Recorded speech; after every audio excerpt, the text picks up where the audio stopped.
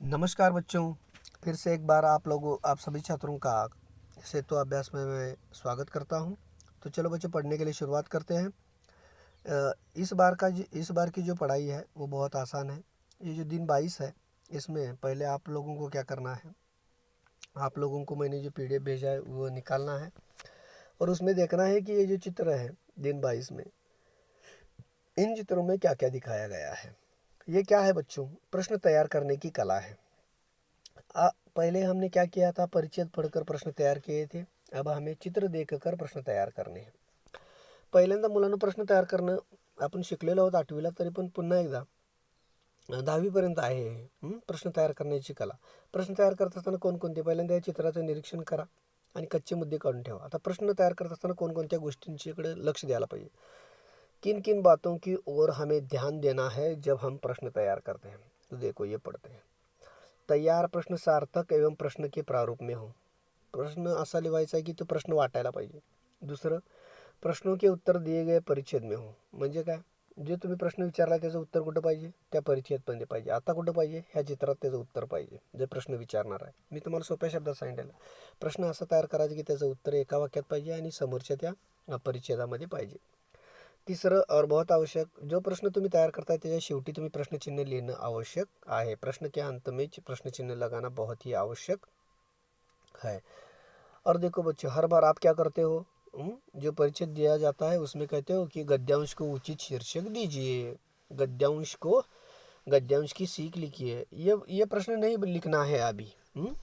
अब इसके अंक कट हो जाएंगे, मार्क कमी होणार जर तुम्ही हेच प्रश्न लिहिला तर, कारण प्रत्येक गद्यांशला शीर्षक येणार, सीख येणार, ऐसे प्रश्न तुम्हें तैयार करायचे नाहीत। अब देखो, अब जो हमें परीक्षा में आ जाएगा वो परिच्छेद आ जाएगा। वो कौन सा आ जाएगा, इस प्रकार का परिच्छेद आ जाएगा। अशा प्रकारचा पॅराग्राफ तुम्हाला देणार आणि प्रश्न तयार करायला लावणार। 4 प्रश्न तयार करायचे, 4 मार्क असणार आहेत, सोडायचं नाही एक पण मार्क। तुम्ही काय करायचं, 5-6 प्रश्न तयार करायचे, फार वेळ लागत नाही। कारण नियम फक्त थोडेच आहेत। एका वाक्यात प्रश्न उत्तर पाहिजे, त्या प्रश्नाचं उत्तर ह्या परिच्छेदामध्ये पाहिजे, ठीक आहे, प्रश्नचिन्ह पाहिजे। अरे खूपच सोपा परिच्छेद दिलेला असतो, त्यातनं 4 काय भरपूर प्रश्न तयार होत असतात। तुम्ही निदान 5-6 प्रश्न तयार करायचे, एकाच जरी गडबडीत चुकला तरी पण तुम्हाला बाकीचे 4 बरोबर आले तर 4 पैकी 4 मार्क मिळू शकतात। अब आपको क्या करना है, ये चित्र देखना है। एक औरत है, एक औरत एक पेड़ के नीचे एक चूहा बैठा है, उसे कुछ अनाज के दाने वो फेंक रही है, ऊपर से चिड़िया देख रही है। औरत के हाथ में अनाज की एक थाली है, उसमें से कुछ अनाज निकाल कर वो या चूहे को फेंक रही है खाने के लिए। अब आपको 4 प्रश्न बनाने हैं। हे शिकवलेलं आहे मुलांनो, तरी पण तुम्ही 8वीचे पुस्तक काढायचं आणि पृष्ठ 53 वर याची जास्त माहिती दिलेली आहे, ती तुम्ही वाचू शकता ज़्यादा माहितीसाठी। विराम चिन्ह, देखो बच्चों, विराम चिन्हों के बारे में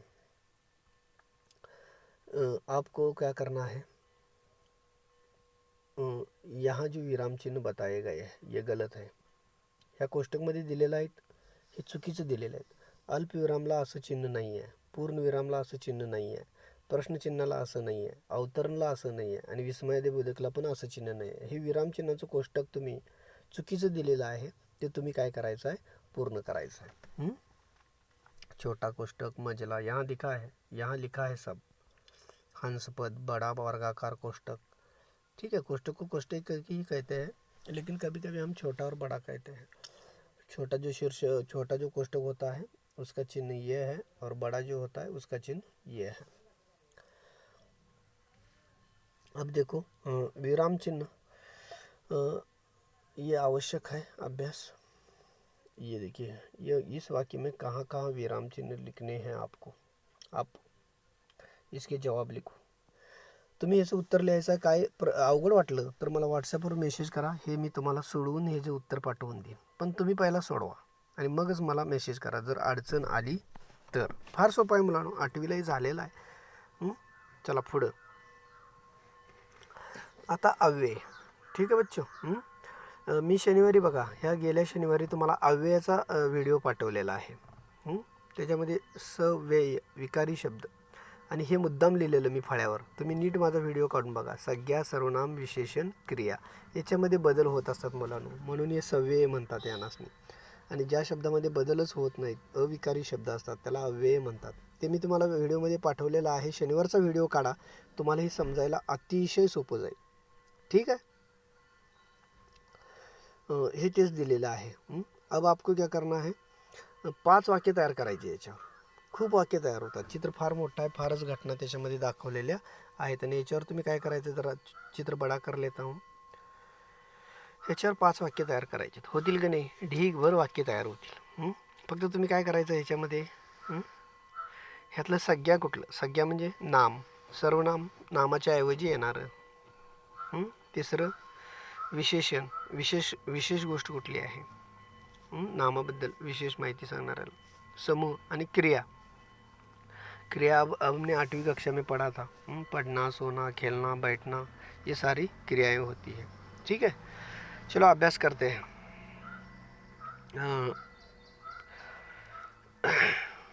अब आप लोगों को यह अभ्यास आवश्यक है. यहाँ क्या दिए गए हैं, बहुत सारे शब्द दिए गए हैं.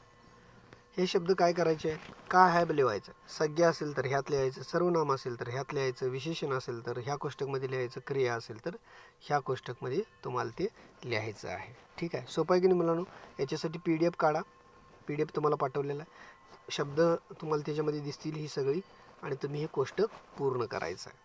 जास्त अभ्यास नाही मुलांनो, छोटा छोटा अभ्यास आहे. 20 मिनटं जरी अभ्यास केलात तुम्ही तरीसुद्धा हा अभ्यास होऊ शकतो. एवढंच मी सांगत आहे. मागल्या वेळेसारखं जास्त अभ्यास असं काही नाही आहे. आता दिन 21पासून सगळं सोपंच आहे. हमारी मुंबई में ऊंची इमारतें हैं.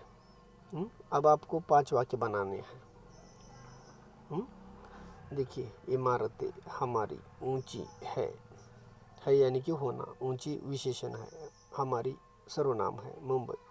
ऐसे ही आपको 2-3 वाक्य बनाओ, अगर बना सकते हो तो. अगर कठिन लगता है तो छोड़ दो, हम इसका बाद में अध्ययन करेंगे. ठीक आहे. पण जे कोष्टक सांगितले ते पूर्ण करा. ते कोष्टक पूर्ण केला की तुम्हाला हे सोडवायला येतेच मग. अब देखते हैं बच्चों,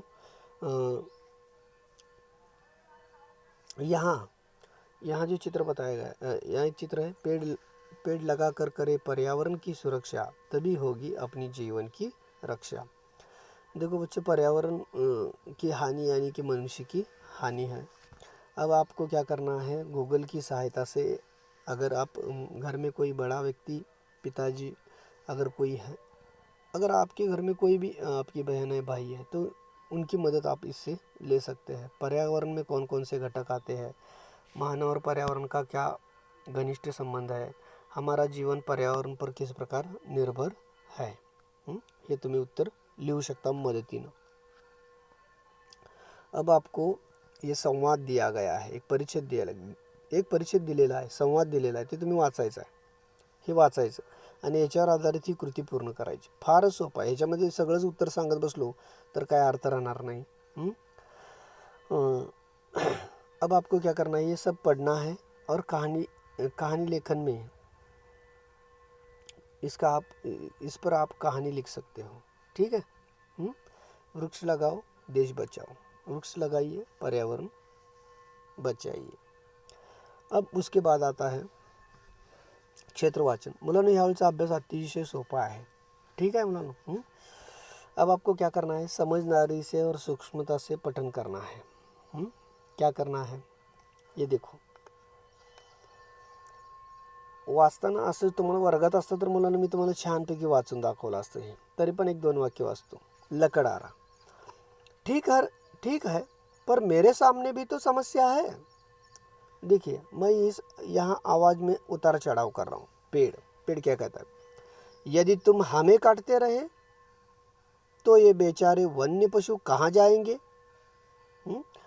तो देखो बच्चों, यहाँ विराम चिन्ह जो है वो कहाँ लगाना है, आवाज़ में चढ़ उतार कहाँ करना है.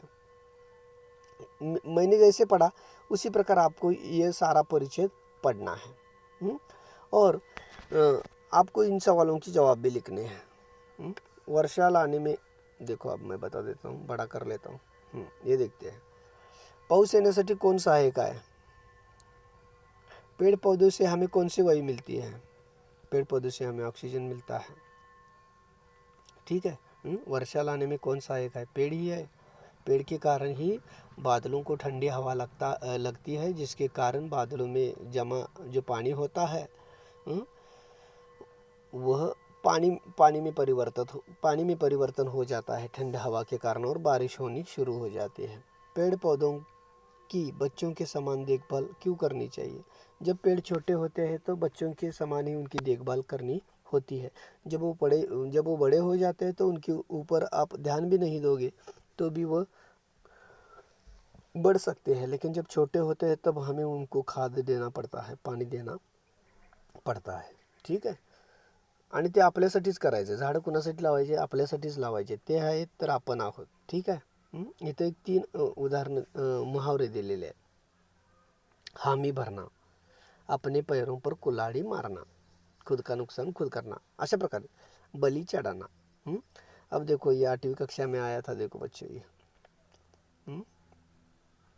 यहाँ पेड़ डर रहे हैं क्योंकि एक आदमी ने हाथ में कुल्हाड़ी ली है और उसकी वो धार नाप रहा है कितना तेज है।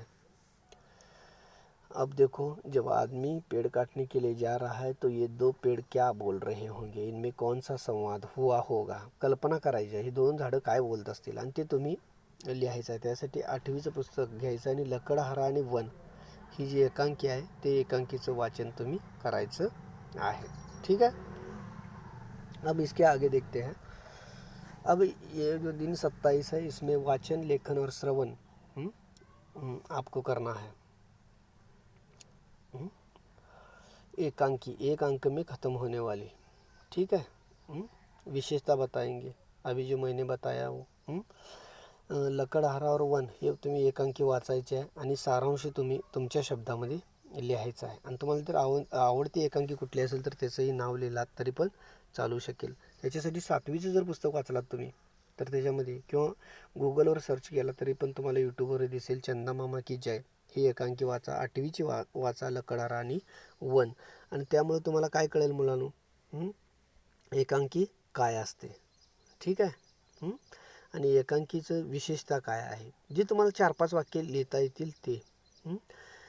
छोटा परिवार सुखी परिवार ह्या विषयावर तुम्ही प्रभावीपणे तुमचं मत मांडायचं आहे। जेवढं तुम्हाला जमते ना मुलांनो हिंदीमध्ये लिहायचं।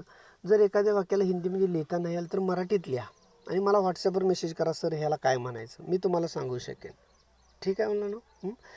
तो आज के लिए मैंने बहुत सारी तो पढ़ाई नहीं बताई, लेकिन जितनी भी बताई है जैसे कि मुहावरों का अर्थ लिखना और वाक्य बनाना, उसके बाद कोष्टक लिखने के लिए कहा है हमने, ये कृतियाँ दी गई है छुड़ाने के लिए। छोटा छोटाच अभ्यास दिलेला आहे। एक अर्धा तास अभ्यास जर केलात तर तुम्हाला हा अभ्यास पूर्णपणे होऊ शकेल। ठीक है बच्चों। आज के लिए बस इतना ही, हम यहीं पर रुकते हैं। धन्यवाद।